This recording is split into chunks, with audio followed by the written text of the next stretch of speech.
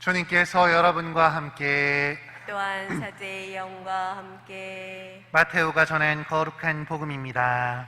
주님 영광 받으소서. 그때 베드로가 예수님께 다가와 주님, 제 형제가 저에게 죄를 지으면 몇 번이나 용서해 주어야 합니까? 7번까지입니까? 하고 물었다. 예수님께서 그에게 대답하셨다. 내가 너에게 말한다. 7번이 아니라 77번까지라도 용서해야 한다. 그러므로 하늘나라는 자기 종들과 셈을 하려는 어떤 임금에게 비길 수 있다. 임금이 셈을 하기 시작하자 10,000달란트를 빚진 사람 하나가 끌려왔다.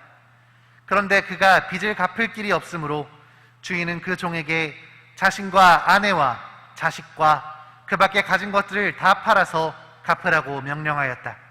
그러자 그 종이 엎드려 절하며 제발 참아주십시오. 제가 다 갚겠습니다. 하고 말하였다. 그 종의 주인은 가엾은 마음이 들어 그를 놓아주고 부채도 탕감해 주었다. 그런데 그 종이 나가서 자기에게 100데나리온을 빚진 동료 하나를 만났다. 그러자 그를 붙들어 멱살을 잡고 빚진 것을 갚아라 하고 말하였다.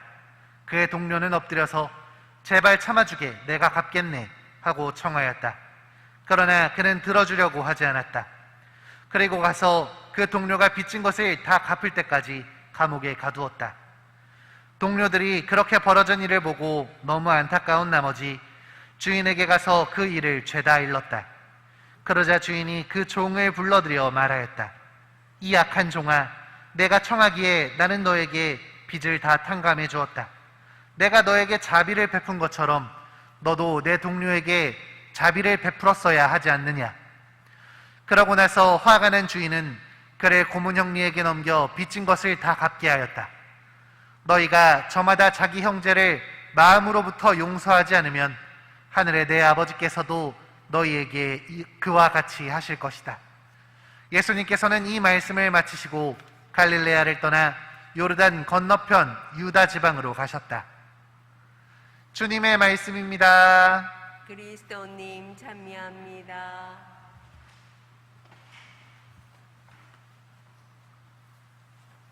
참 예수님, 참 예수님.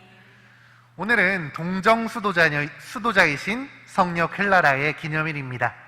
성녀 클라라는 이탈리아 아시시의 귀족 가문에서 태어나셨는데요. 성녀의 어머니께서는 기도 중에 세상을 밝게 비출 빛을 낳으리라는 약속을 받았다고 합니다. 그래서 아이의 이름을 빛이란 뜻을 가진 클라라로 지었다고 하죠.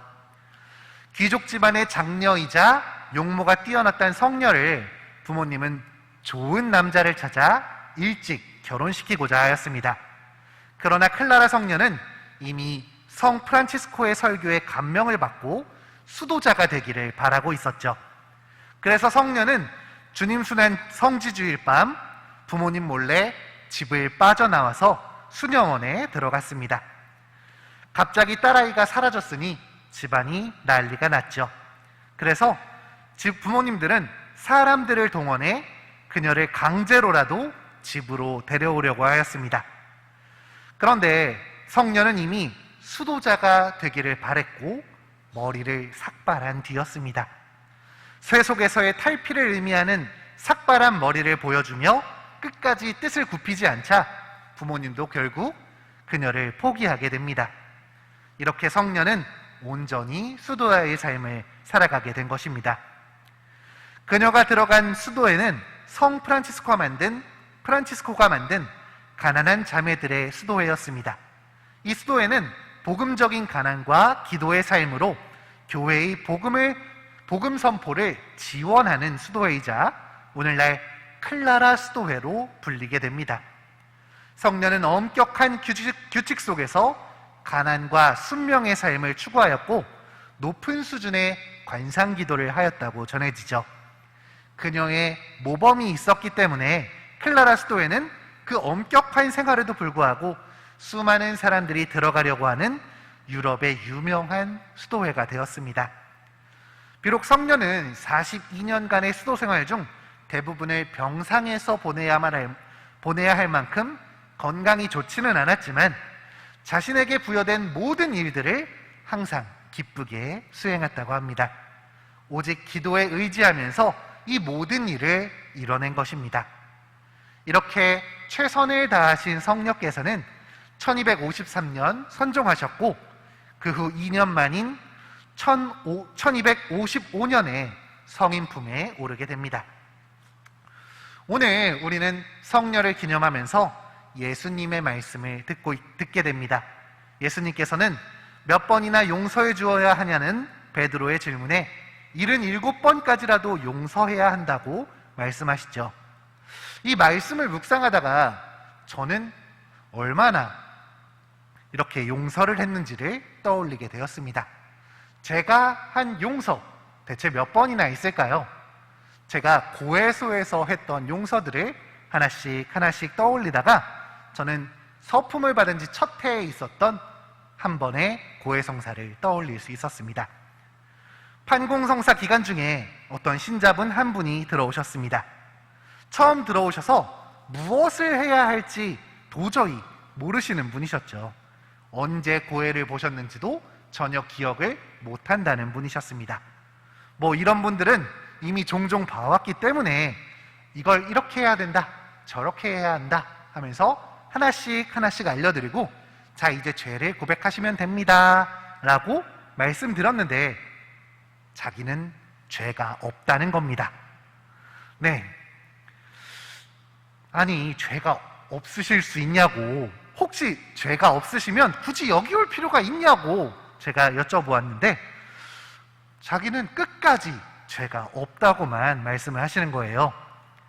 1년에 한 번 우리는 고해성사를 보고 성체를 모셔야 되는데 이걸 못하셨다면 의무를 소홀히 한 죄라고 말씀을 드렸는데 나는 그걸 죄라고 생각하지 않는다 라고 오히려 답답해 하시는 겁니다. 이 말씀을 들으면서 저도 너무 답답하고 화가 나서 그럼 여기 있으실 필요 없다고 그만 나가시라고 말씀드렸습니다. 사제경도 보석도 주지 않고 알겠습니다, 그럼 그만 나가세요 라고 말씀을 드렸습니다. 죄에 대한 통회도 제대로 된 고회도 없었는데 사제경을 주어서는 안 된다고 생각했기 때문입니다. 그런데 이 일이 너무 오랫동안 마음에 남았습니다. 그래서 이렇게 죄가 없다고 하는 사람을 어떻게 해야 하냐고 학교의 은사 신부님께 의견을 여쭤보았습니다. 그랬더니 신부님은 죄는 네가 용서하는 게 아니라 하느님이 용서하시는 거라고, 하느님이 베푸시는 용서를 네가 하는 것처럼 생색내지 말라고 말씀해 주셨습니다. 그 사람이 고해소에 온 것만으로도 하느님은 기뻐하신다고, 우리는 그분의 사랑과 자비를 전달하는 사람이지 그것을 판단하는 사람이 아니라고 알려주셨죠. 그러니까 당연히 사제경을 주어야 한다라는 말이었습니다. 용서는 하느님께 맡기라는 이 신부님의 말이 저에게는 크게 와닿지가 않았습니다. 아니, 이건 너무 부족하잖아요 라고 계속해서 반발을 하고 싶은 마음이 들었습니다. 그런데 문득 저도 그런 생각이 들었습니다. 나는 과연 고해성사를 항상 최선을 다해서 완벽하게 보았는가를 떠올리게 된 것입니다. 저 역시도 대충 성찰하고 들어간 적도 있었고 의무감 때문에 들어간 적도 많이 있었습니다. 때로는 이밖에 알아내지 못한 죄도 모두 용서하여 주십시오로 대충 퉁치고자 했던 적도 있었습니다. 이런 저의 모습을 바라보았을 때 저 역시 부족한 사람이고 저 역시도 다른 사제에게 고해성사를 보는 자비를 입은 사람이라는 걸 떠올리게 되었을 때 저는 사제경이 그래도 필요한 거구나 라는 것을 느낄 수 있었습니다. 내가 부족하더라도, 내 성찰과 반성이 부족하더라도 사죄를 받은 것처럼 나 역시도 그를 위해 사제경을 베풀어야 한다는 것을 느끼게 된 것입니다. 내가 항상 준비된 것은 아닌 것처럼, 언제나 내 준비보다 더 큰 자비를 입었던 것처럼 저 역시도 그 자비를 먼저 전해줘야겠다고 생각했습니다. 물론 여기 계신 분들은 이 이야기를 듣고 그런 얘기는 안 하시겠죠? 여기 계신 분들도 성찰은 잘 해야 된다는 걸 기억해 주셨으면 좋겠습니다. 누군가를 용서하는 게, 그들을 받아주는 게 항상 쉽지만은 않습니다. 하지만 우리가 그 용서를 이미 받았다는 것을 항상 기억하셨으면 좋겠습니다.